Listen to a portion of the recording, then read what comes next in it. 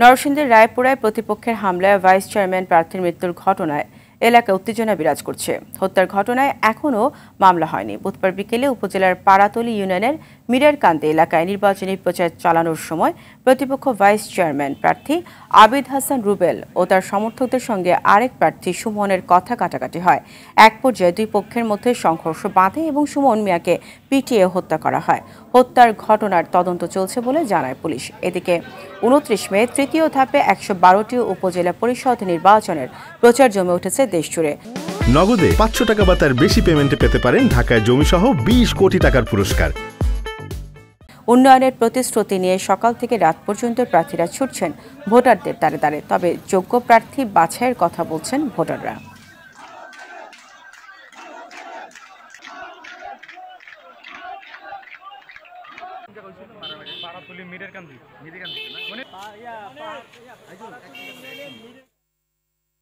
দর্শক, এই বিষয়ে জানাতে নরসিংদী থেকে সরাসরি যোগ দিচ্ছেন সহকর্মী নূরে আলম রনি। রনি, ভাইস চেয়ারম্যান হত্যাকাণ্ডের ঘটনায় কেউ আটক রয়েছে কিনা, এছাড়া এলাকার পরিস্থিতি কি দেখছেন জানাবেন।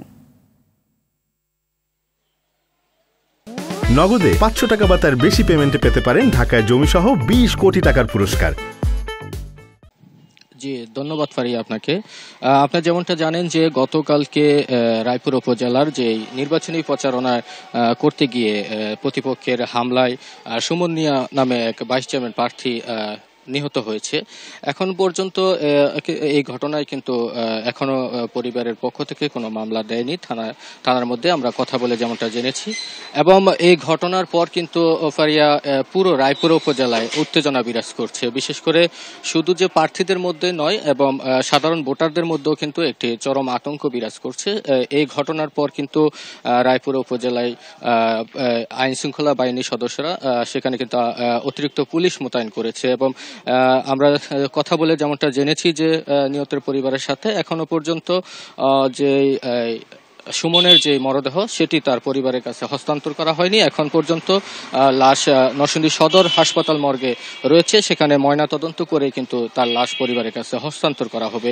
এবং পরিবারের পক্ষ থেকে আমাদেরকে যেমনটা জানানো হয়েছে এরপরেই কিন্তু তারা যে সেই মামলার তারা প্রক্রিয়াধীন তারা করবে। এবং আপনি যেমনটা জানেন যে এই হত্যার ঘটনায় যে পরিবারের পক্ষ থেকে যে অভিযোগটি করা হয়েছে তার প্রতিপক্ষ প্রার্থী সুমনের প্রতিপক্ষ প্রার্থী যিনি আবিদ হাসান রুবেল, তার বিরুদ্ধে যে অভিযোগ রয়েছে যে তারা প্রচারণা যখন চালাচ্ছিল সুমন তখন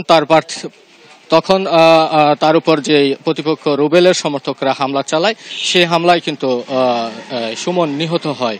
এবং এই ঘটনার পর কিন্তু রুবেল এলাকা থেকে এখন পলাতক রয়েছে পুলিশের পক্ষ থেকে যেমনটা জানা যাচ্ছে। এবং পুলিশ যেমনটা জানিয়েছেন যে এই ঘটনার সাথে জড়িত যারা তাদেরকে গ্রেপ্তারে তারা মাঠে কাজ করছে। তো ফারিয়া, এই ছিল আমার কাছে নরসিংদী রায়পুরার যে ভাইস চেয়ারম্যান হত্যার সর্বশেষ পরিস্থিতি। ধন্যবাদ আপনাকে।